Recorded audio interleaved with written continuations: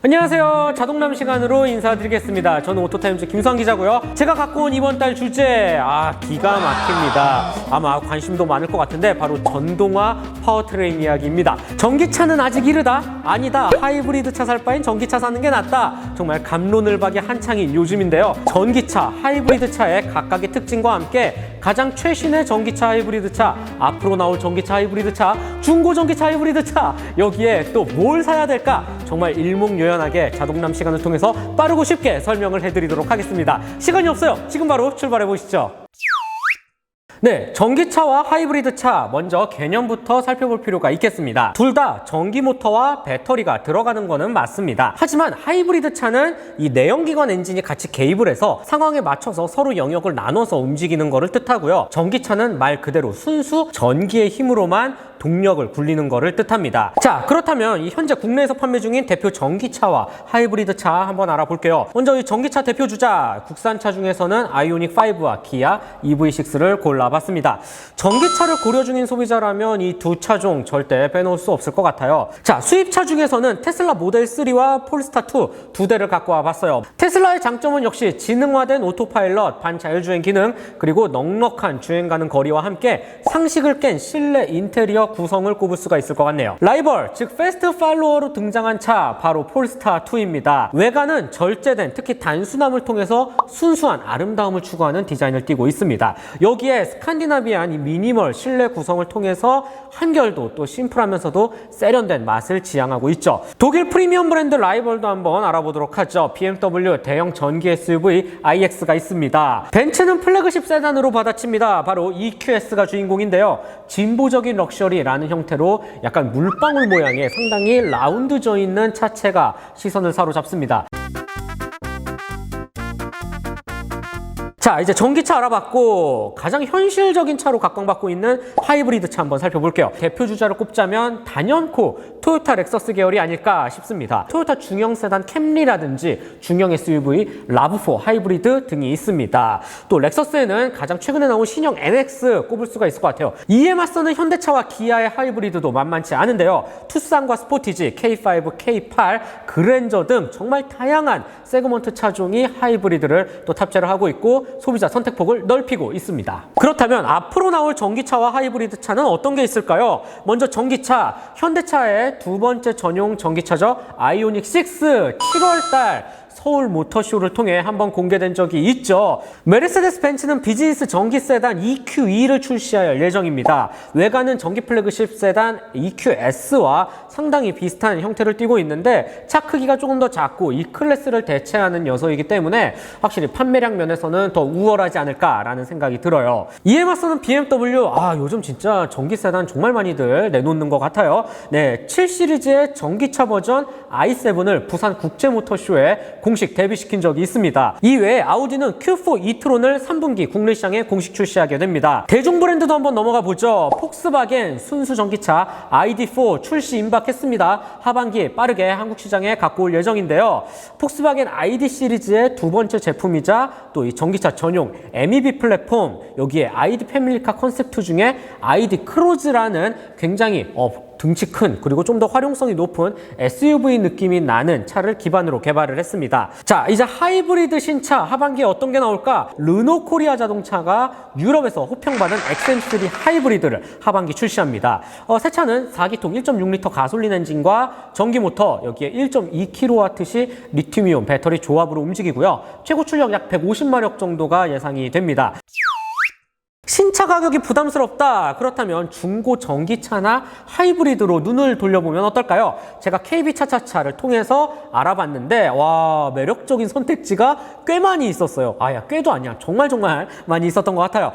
먼저 전기차는 아이오닉 일렉트릭 그리고 벤츠 EQC 골라봤습니다. 아이오닉 일렉트릭, 요즘 인기 있는 아이오닉 5가 아닙니다. 예전에 이 준중형 해치백 스타일의 전기차인데요. 하이브리드, 또 플러그인 하이브리드, 순수 전기차 버전인 일렉트릭까지 초창기 현대차 전동화 라인업의 포문을 연 차이기도 하죠. 2016년 처음 판매를 시작한 아이오닉 일렉트릭, 2019년 모델까지 약 28kWh 배터리를 얹어서 한 200km 정도를 달릴 수 있었습니다. 2019년부터 2020년까지는 271km를 달릴 수 있는 조금 더 주행 거는 거리에 좀 더 향상이 있었죠. 여기에 다양한 편의 및 안전 품목, 옵션 구성은 물론이고 또 이 공간 패키징 현대차가 너무 잘하고 있는 부분이니까 내가 조금 더 합리적인 전기차 구매하고 싶다 하면 아이오닉 일렉트릭 적극 추천드릴게요. 벤츠 EQC도 한번 알아보도록 하죠. 벤츠의 전기차 브랜드 EQ 시리즈의 첫 모델이자 중형 전기 SUV입니다. 국내에는 2019년 출시가 됐는데 그때 당시 차 가격이 1억이 조금 넘었거든요. 배터리 용량 80kWh급 탑재를 해서 주행 가는 거리 300km대 초반을 보여주기도 하고요. 타보면 이 벤츠다운 주행 질감이라든지 고급감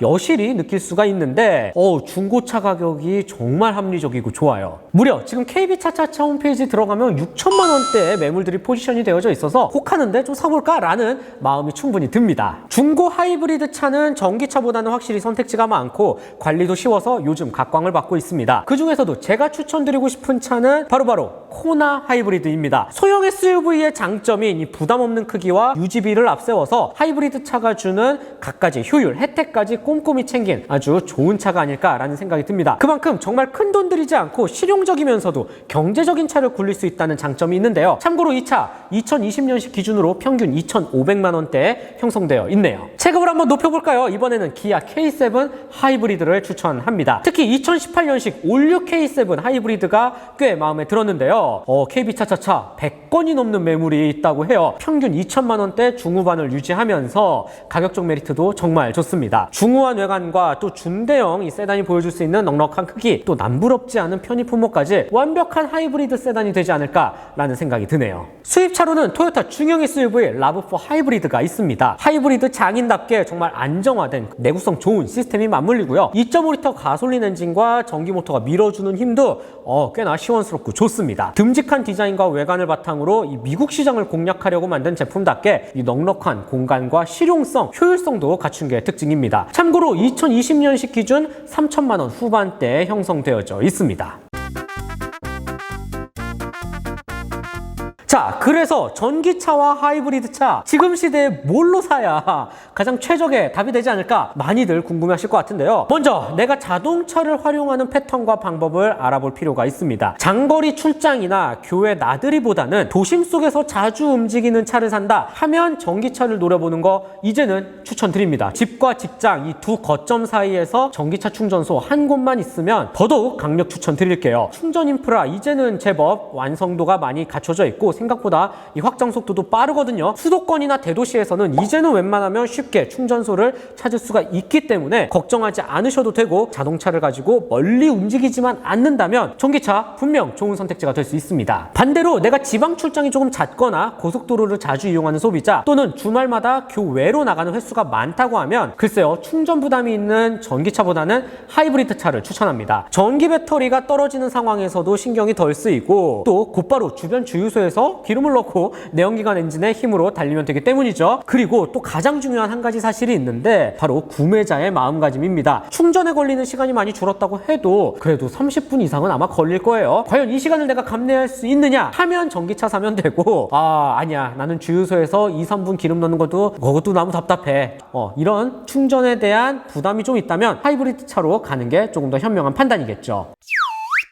자, 이번 시간에는 전기차 대 하이브리드 차 대 전기차 한번 알아봤는데요. 시청자 여러분은 어느 쪽에 조금 더 관심이 가시나요? 저도 이번 시간 준비를 하면서 정말 나에게 맞는 차가 어떤 게 있을까 많이 생각을 또 해봤던 것 같아요. 한편으로는 내가 정말 전동화 시대에 살아가고 있구나, 과도기적인 이 상황 속에서 합리적인 소비를 해야겠구나 라는 생각도 들게 했습니다. 정말 나에게 최적화된 생활 패턴과 맞는 전동화 파워트레인 신차 하나 장만해 보시는 것 추천드릴게요. 네, 저는 다음 시간에 더 유익하고 알찬 내용을 가지고 찾아뵙도록 하겠습니다. 안녕.